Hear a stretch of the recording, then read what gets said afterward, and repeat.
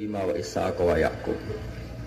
Jadi kalau ada satu keluarga, misalnya saya ini putra Kiai Nur Salim kelahiran sini, itu harus pakai satu identitas saja. Misalnya saya kenal bapak itu orang yang hafal Quran. Jangan pakai status-status yang lain, nanti jadi repot. Misalnya sampean di bapak Sugih eling Sugiye, di bapak melarat eling melarate, di bapak kasus eling kasusnya, itu nanti jadi repot. Inginnya Allah semua orang hanya pakai status, semuanya adalah hamba Allah Subhanahu wa Ta'ala. Karena itu yang status permanen. Sampean sowan Allah itu sekalipun presiden itu tidak siapa-siapa, semuanya hambanya Allah Subhanahu wa Ta'ala. Sehingga ajaran Nabi yang abadi diantaranya adalah saksikan bahwa saya adalah Abdullah wa Rasuluh. Saya ini hamba Allah. Nah, sekarang semua kerusakan di dunia itu dimulai dari merasa tidak sebagai hamba. Seorang dirjen atau menteri ketahanan pangan itu mesti ngira semua kecukupan pangan Indonesia itu karena dia. Kecuali dia pernah ngaji, mungkin agak baik perasaannya. Padahal andaikan petani itu tidak mau nanam padi, pinternya kayak apa menteri, tetap kita kurangan apa? Makan. Masalahnya ketika petani menanam padi terus itu biasanya karena nggak punya selera atau karena bodoh.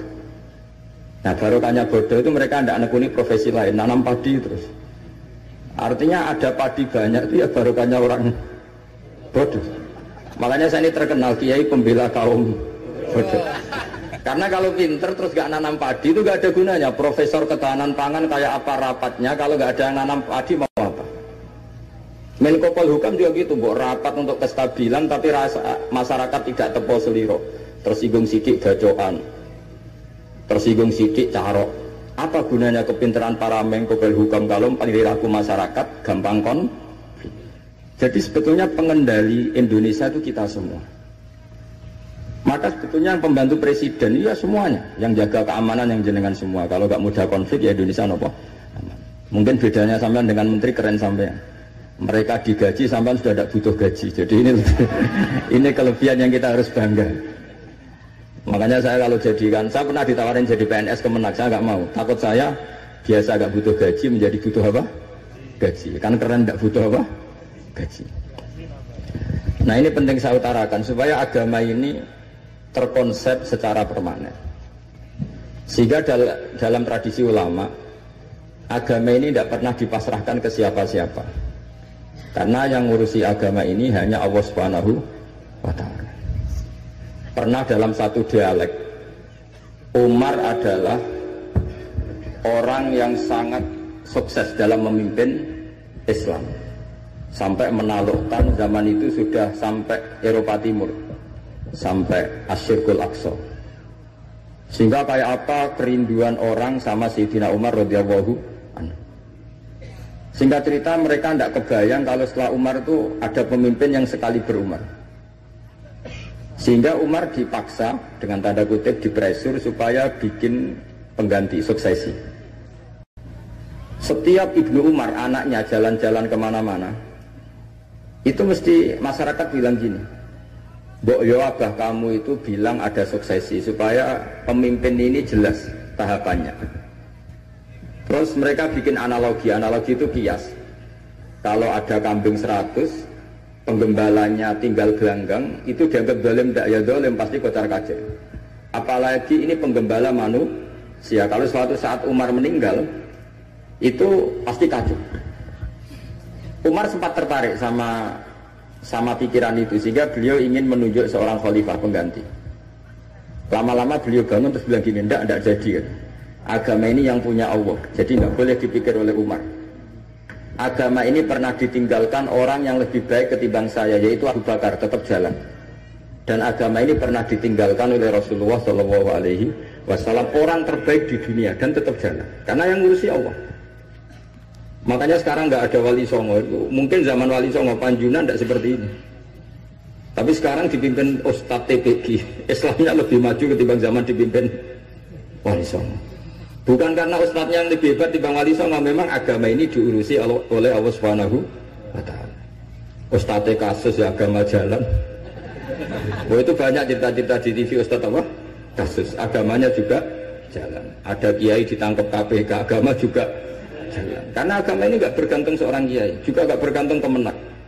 Agama ini yang mendesain, yang menjaga hanya Allah Subhanahu wa Ta'ala. Cerita paling modern itu Uni Soviet. Uni Soviet itu negara komunis. Ratusan tahun orang Islam dikooptasi di Uni Soviet. Tapi mereka Islamnya luar biasa, menyembunyikan Islamnya. Belajar tauhid di basemen, di tempat-tempat sembunyi. Ketika Uni Soviet hancur lewat Glasnost Perestroika itu, langsung jadi negara Islam. Ada Uzbekistan, Tajikistan, Chechnya, itu semuanya jadi negara Islam. Artinya gini, agama ini pernah jaya bahkan saat dikooptasi Uni Soviet. Indonesia juga pernah jaya padahal dijajah Belanda 350 tahun. Justru menjadi masalah kalau kita ini terlalu bergantung negara. Kiai gelem mulang nak untuk bos, santri gelem mondok mergo kepalanya dicatat di negara sehingga dapat fasilitas. Oke, negara baik kita akui. Tapi itu nggak bagus bagi kita kalau terlalu bergantung. Karena biasanya kita berkontribusi kepada agama, sekarang mendapat dari negara untuk ngurus agama. Masalahnya bukan di ngurusnya, ketergantungan ini yang menjadi Islam nanti bahaya ketika ada masalah. Nggak biasa imun ya, nggak biasa kebal. Sehingga pikiran-pikiran para ulama dulu, cara berpikir itu agama ini harus dijaga karena kita yakin Allah yang menjaga. Kenapa saya cerita demikian? Karena Islam di Indonesia sekarang itu luar biasa. Katanya malah Islam terbaik di dunia sekarang. Kenapa kok terbaik di dunia? Kenapa Islam Indonesia punya gelar terbaik di dunia? Di mana-mana, di Mesir, di Syria, di Irak itu konflik. Dan kalau konflik sampai saling bunuh. Kita tahu urutan dosa besar, satu adalah musyrik, nomor dua adalah orang mukmin saling bunuh. Nah Indonesia boten, gedeng tanggane mau ngerasani tok, tinggu kegiatan itu. Ya hanya gitu-gitu tok. Yang bisa nyantet ya tidak nyantet. Jadi biasa saja. Nanti kalau bodoh ya kosong-kosong lagi, nanti tukaran lagi ya gitu. Makanya kata Mbah Mun, kamu harus bangga jadi orang Indonesia. Karena kita tidak mengalami dosa terbesar. Setelah syirik itu dosa terbesar adalah saling bunuh. Dan Indonesia itu tepol siloronya luar biasa. Sekarang pertanyaannya, tradisi tepol siloro itu ditanamkan nenek moyang kita apa mengikuti konsep yang dibikin negara? Nenek moyang kita. Sebelum ada menteri pertahanan, menteri yang ngurus sistem keamanan, itu yang menjaga stabilitas kita adalah kearifan kita. Lalu sekarang kearifan kita mau kita gadekan, mau kita berikan. Wah negara aman kalau menterinya ini, agama benar kalau menterinya ini. Mana pernah kita bergantung sama negara zaman dulu. Meskipun kita menghormati negara, sangat-sangat menghormati. Tapi jangan sampai kelangsungan kita hidup ini bergantung sama orang lain. Kata Rasulullah SAW, kullukum ra'in wa kullukum mas'ulun an ra'yati. Semua kalian adalah pemimpin. Semua pembantu presiden, semua pembantu negara, semua pembantu kelangsungan kestabilan masyarakat Indonesia. Orang yang nggak suka konflik berarti membantu menteri pertahanan. Meskipun dulu kamu milih 01, dapatnya 02. Itu barokahnya Indonesia. Milih 1 dapat 2. Betul, saya itu punya doanya Mbah Mun. Sebelum wafat beliau itu nyatet doa. Itu diantara doanya itu Allahumma alqi bainahuma ulfatan wa mawaddatan. Ya Allah, jadikan dua tokoh ini yaitu Jokowi dan Prabowo, Pak Jokowi dan Pak Prabowo ulfatan, saling asih dan saling mencintai. Dulu ketika masih panas itu saya baca doa itu agak ini bener gak? Saya Jumat sebelum Yai Haji itu masih ketemu Jumat. Beliau cerita kalau mau ketemu Megawati, terus ketemu Bu Mega hari Sabtu. Ahad beliau terbang ke Mekah, terus Selasanya wafat. Selasa keberapa itu, hanya hari Selasa. Itu diantara doa yang dititipkan sama anak dalam itu, doa itu. Yang baca juga agak-agak ini yang bener aja doa ini. Terus uniknya doa itu ditutup min abdikal fakir memun zubair. Ya Allah, jangan lihatlah saya, kata Bangun di doa itu, lihatlah saya yang berdoa. Barang kemarin setelah pelantikan menteri ternyata seperti itu saya tambah kagum. bahwa kita punya guru seorang wali, jadi doain sesuatu yang mukal saja kesampaian. Doain yang mukal saja. Sampai teks itu sekarang masih saya simpan. Tulisan tangannya Mbah Mun. Itu dulu diberikan anak dalam. Kalau saya itu menerima wasiat jadi pengurus. Jadi beberapa kali saya ditawarin jadi pengurus PBNU, saya nggak mau, sampai berkali-kali nggak mau. Hanya PBNU tidak kurang akal pakai tangannya Mbah Mun supaya agak maksa saya. Karena saya memang dari dulu nggak punya rencana jadi orang besar, biasa aja. Gak jenengan itu kan enak. Mau ngopi santai, mau melarat ya pantas, mau keliru ya pantas karena ada kiai itu. Jadi enak lah. Jadi kiai itu kan tidak enak. Nak ramangan jual lesu tapi nak keliru disalahno wong akeh. Nah sampai nak salah dimaklumi. Jadi enak. Supaya masyarakat awam itu enak. Terus jadi kiai ruginya gini. Misalnya saya orang alim alama, ada pengumuman Gus Bak masuk surga. Nanti pengumuman kedua itu mengecewakan dan para penggemarnya. Memang aturannya. jadi rugi sebetulnya. Karena memang aturannya gitu. Para wali, para orang alim ini kan dapat masuk surga. Tapi pengumuman kedua itu dan itu nggak ada syaratnya. Pas para penggemar itu nggak ada syarat. Siapa saja bisa. Makanya terus banyak orang jalan pintas, nggak mau alim sendiri ya, penggemar Gus Bak aja. Itu sebetulnya oportunis, itu orang nakalan lah kira-kira gitu. Terus akhirnya saya ditimbali beliau, kata beliau menyuruh saya supaya mau jadi di antara jajaran Suriah. Yang unik dari wasiat beliau itu bukan masalah Suriahnya. Kata beliau, Indonesia itu harus kamu jaga. Bila perlu nanti di lembaga dakwah NU itu melibatkan orang macam-macam, dari partai macam-macam, termasuk partai PDI.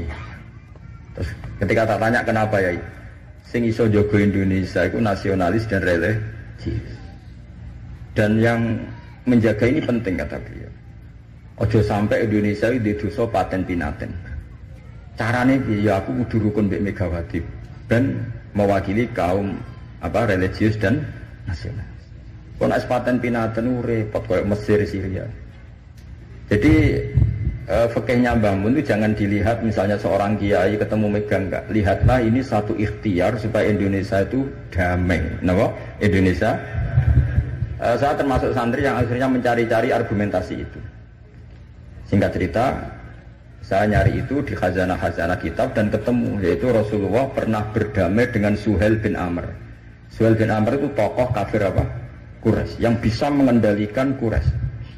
Sekali dia komando perang maka perang. Padahal posisi Nabi sudah di Hudaybiyah, kira-kira 25 kilo dari Mekah. Itu kalau perang pasti banyak korbannya. Dan itu semua perjanjian merugikan Nabi, tapi diterima saja. Asal tidak terjadi saling bunuh, saling chaos, saling kolab. Itu yang ditiru Mbah Mun. Tapi sekarang orang enggak, kadang pakai hitam putih. Pokoknya saya putih pasti benar, ini hitam pasti salah. Yang dilupakan adalah kalau betul orang lain itu hitam, ini pun tanggung jawab kita, karena ini juga umatnya Rasulullah SAW. Sekarang ketika kamu melihat orang salah, itu jika itu bagian dari keluarga kamu, inginnya memberi sanksi apa membenahi? Membenahi. Makanya dalam sebuah kitab yang diceritakan Sarah Hikam, kitab paling terkenal di kalangan pesantren, kitab Hikam. Dan cerita itu benar menurut saya. Ini cerita yang versi kitab Hikam. Nabi Ibrahim diterbangkan ke alam malakut, terus melihat para pezina. Allah tanya, menurut kamu diapakan? Bunuh saja ya Allah, mereka makan rezeki engkau tapi tidak mengindahkan aturan kau, mereka pezina. Sama Allah diturutin. Terus dilihat lagi para pemabuk. Menurut kamu gimana, bunuh saja, mereka itu hamba engkau, makan dari rezeki engkau tapi tidak mengindahkan perintah engkau. Sampai sekian bentuk maksiat, Ibrahim usulnya bunuh saja, habisi saja. Lama-lama suatu saat, ini cerita yang di Sarah Hikam, Ibrahim disuruh nyembelih Ismail. Yang terkenal dalam riwayat memang yang disembelih itu siapa? Ismail.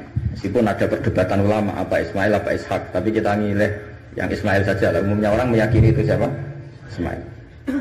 Nabi Ibrahim itu kagetnya bukan main, ngetek. Ya Allah yang benar saja.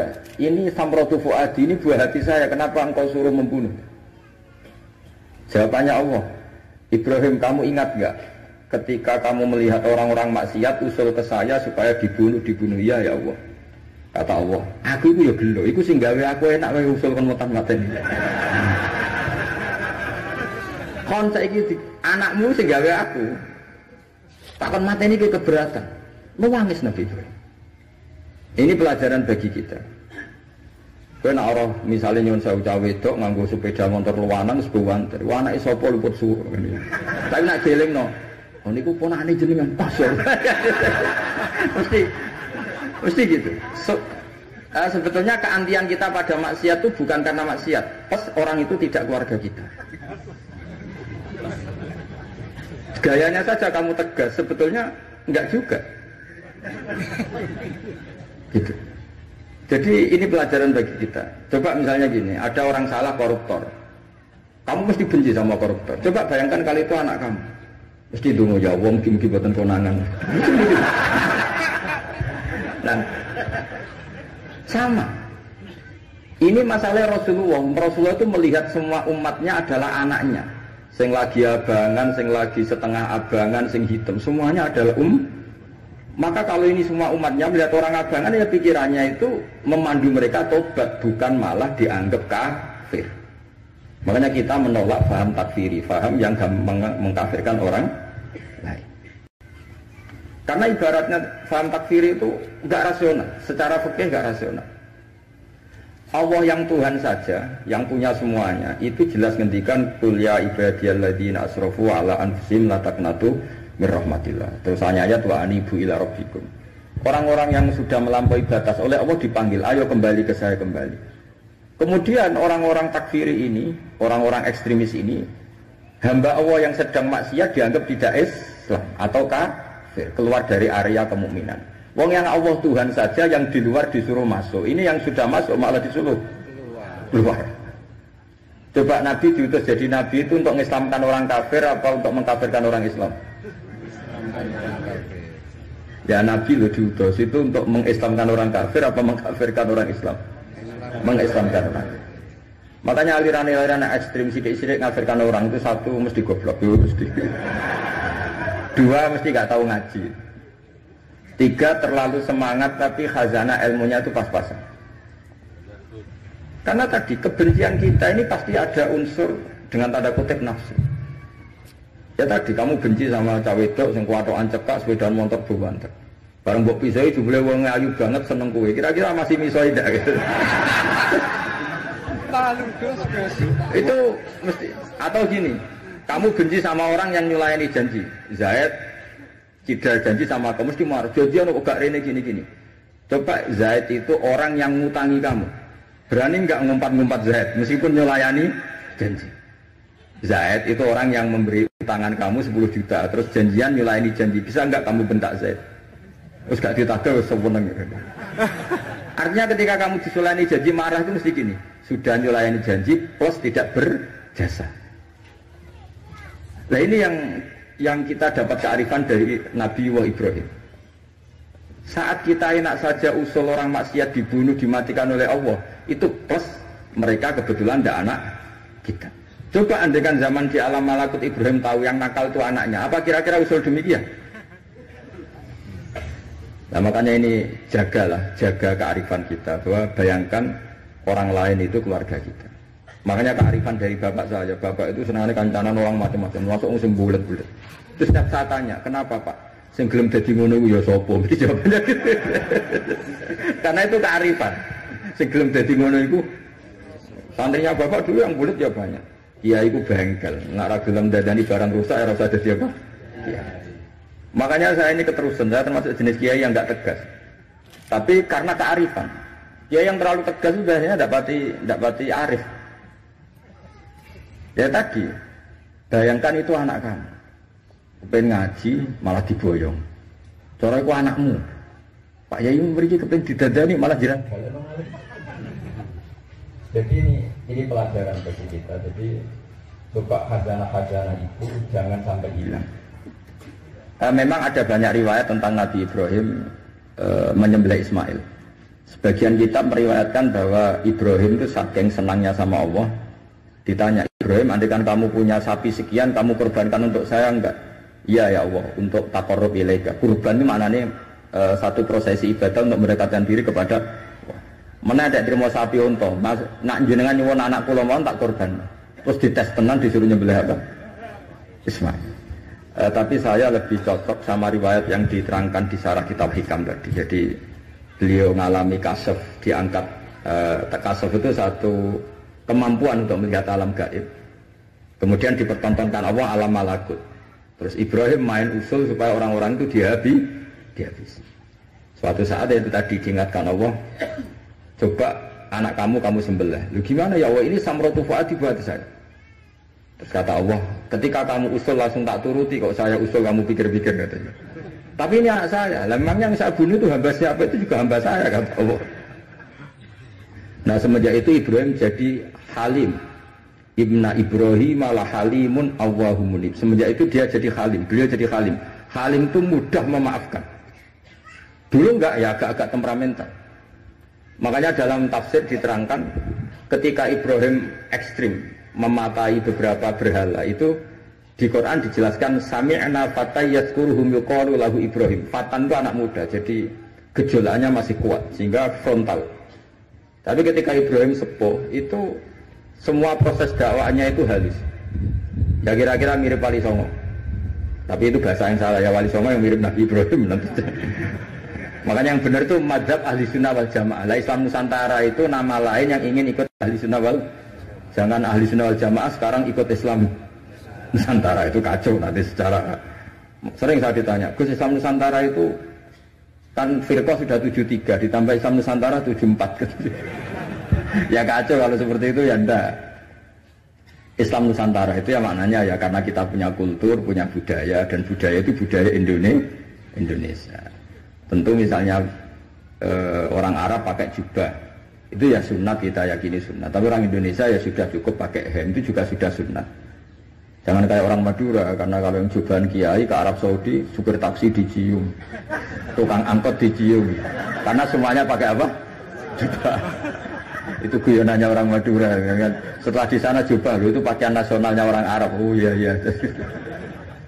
Makanya kalau melihat film Arab itu bingung karena yang soleh sama penjahat sama-sama macaknya seperti itu. Kalau film Indonesia kan gampang. Yang preman tatonan pakai celana jeans sobek-sobek, yang kiai pakai koko, kan enak. Ini yang soleh, ini enggak. Kalau film Arab bingung. Makanya kalau orang abangan lihat film Gus sing Abu Jahal karena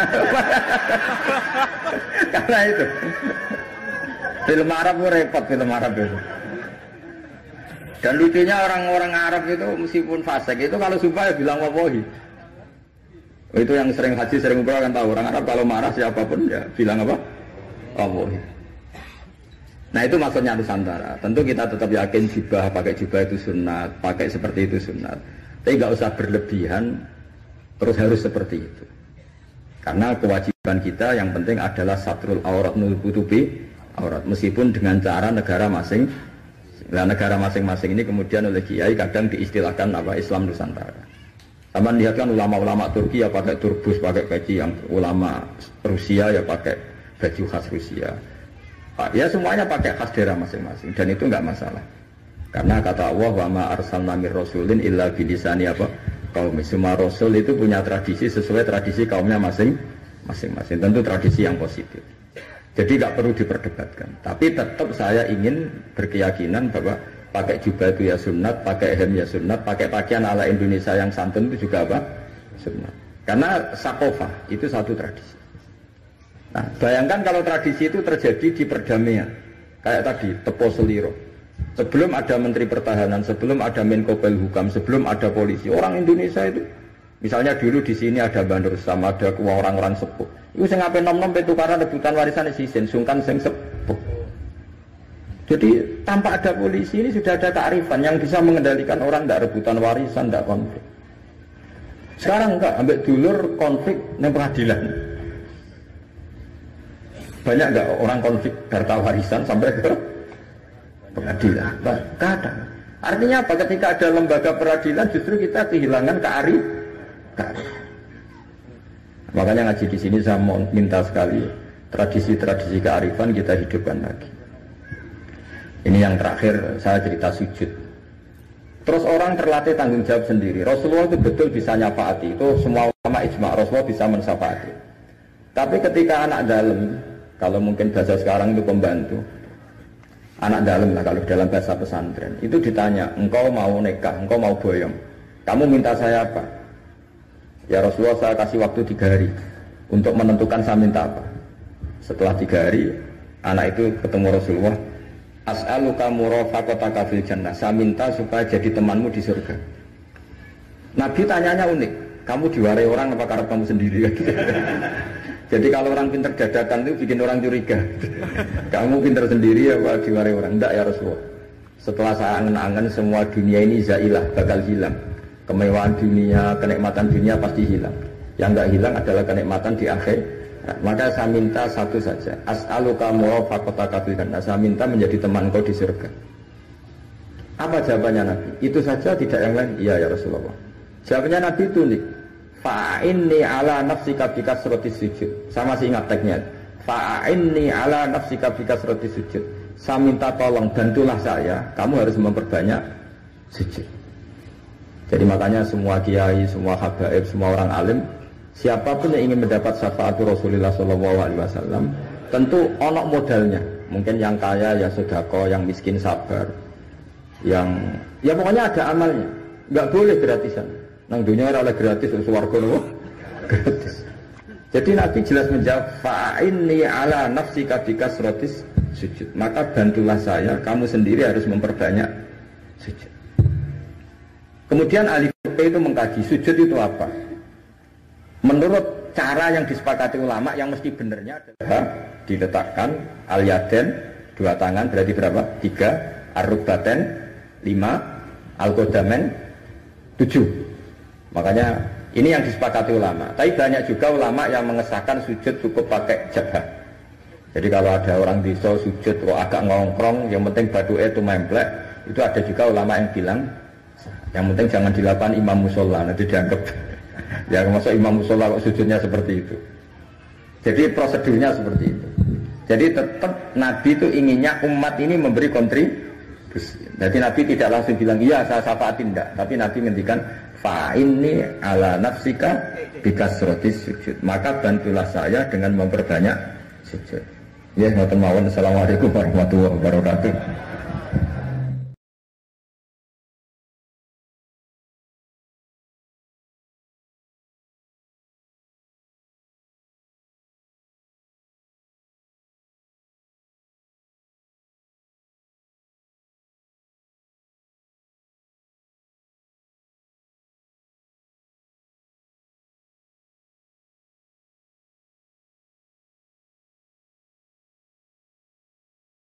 Ibrahim wa Ishaq wa Yaqub.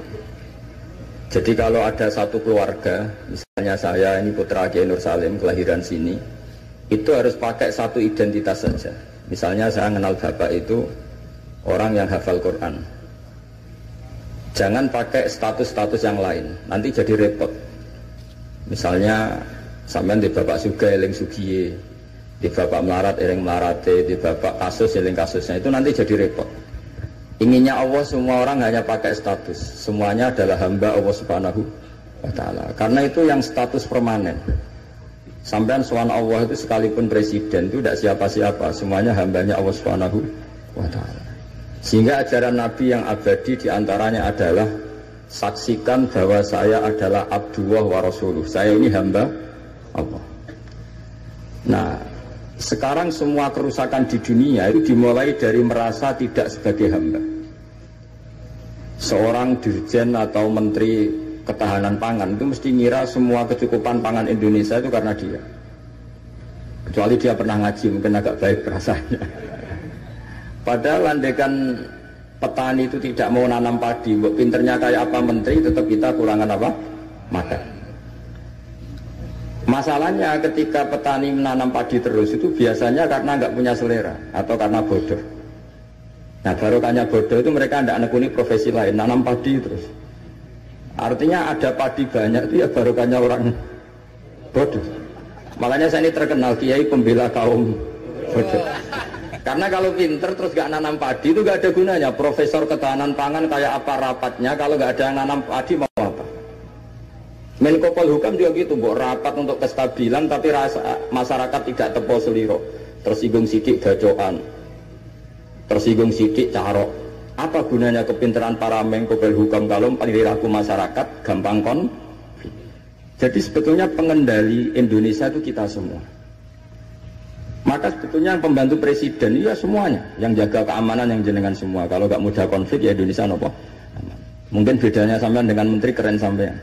Mereka digaji sampean sudah tidak butuh gaji. Jadi ini kelebihan yang kita harus bangga.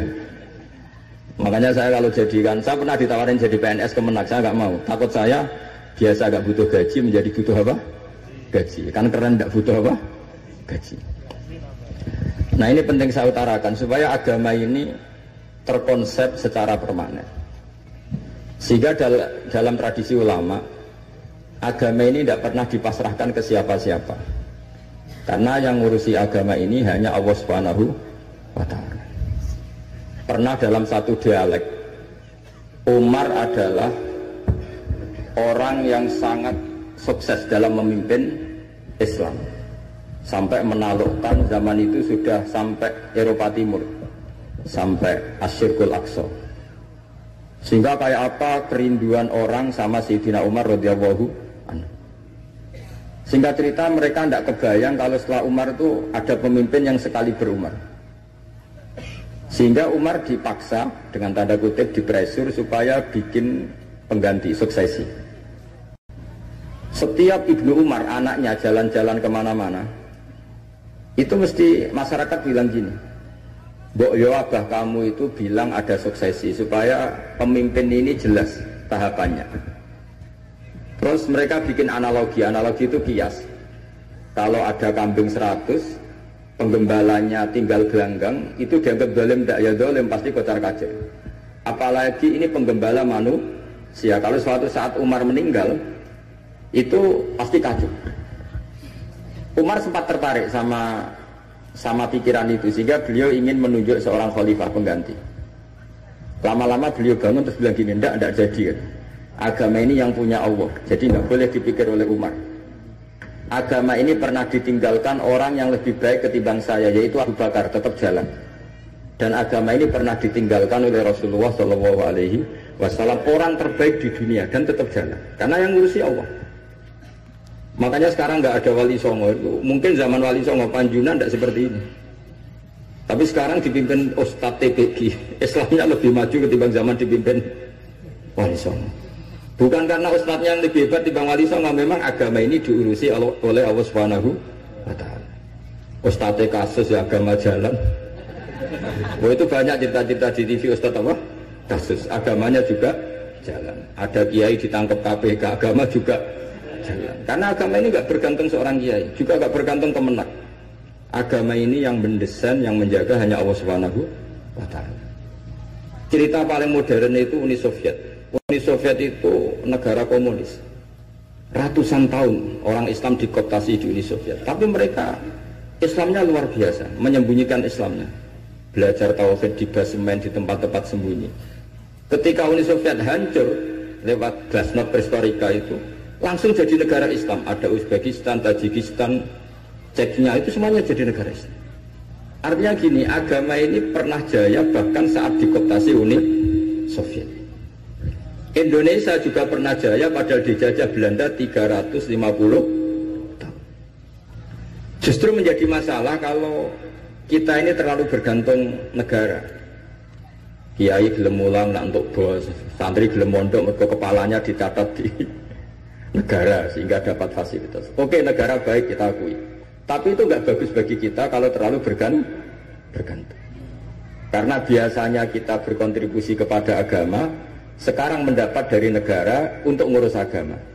Masalahnya bukan di ngurusnya, ketergantungan ini yang menjadi Islam nanti bahaya ketika ada masalah.